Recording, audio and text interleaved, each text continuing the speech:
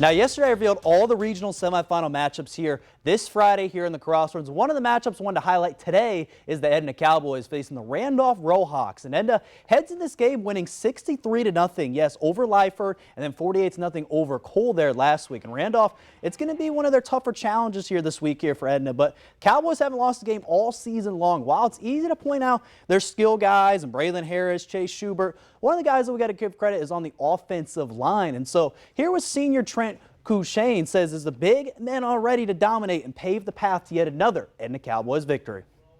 We have a lot of pride in our trenches. We always celebrate our linemen.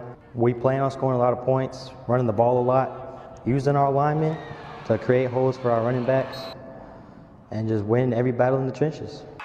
And Edna will kick off against Randolph this Friday at Commander Stadium in San Antonio there at 7 p.m. Now over to 4A Division II, the Cuero Gobblers. They will get some revenge on their mind as they're going to face the Wimberley Texans this Friday night at 7:30 p.m. at Texas State University. And the Gobblers, they lost to Wimberley back in 2022 in the playoffs 42-36 when they were 13-2 overall. But the Gobblers, they're still a powerhouse there under head coach Jared Feacoch. And with starting quarterback Jackson Marie back after returning against Navarro, I think he's going to be huge as well with that connection with Walker Deed. So I would not count out Cuero in this game. I think it could maybe be a dogfight. We'll have to see this Friday night. Now over to some volleyball awards. Even though Goliad Volleyball lost in the state championship versus Bushland Falcons last week, the Tigrettes volleyball team got some district accolades this week. Some big awards were the setter of the year to Isabel Sanchez, the offensive player of the year in Addison Yendry, co-defensive player of the year in Maven Wunsch. Defensive Specialist of the Year went to Carolyn Youngblood. And also, shout out to Riley Glass getting first team All-District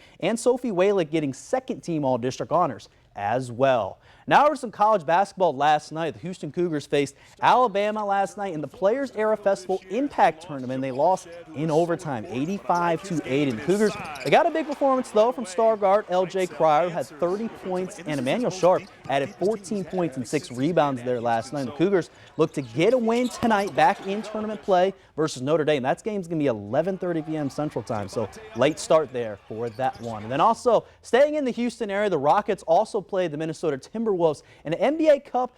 Again, just preview type of game here in this one. The Rockets won 117-111 in overtime as Fred VanVleet led the team with 27 points. Dylan Brooks and Alfred Seguin added 22 points individually to help the Rockets get the win. And the Rockets are back in regular season action right now, actually, against Philadelphia 76ers. Again, we'll keep you updated with the score highlights later tonight for 25 News Now Sports at 10 p.m. That's going to do it here for sports. Don and Shauna.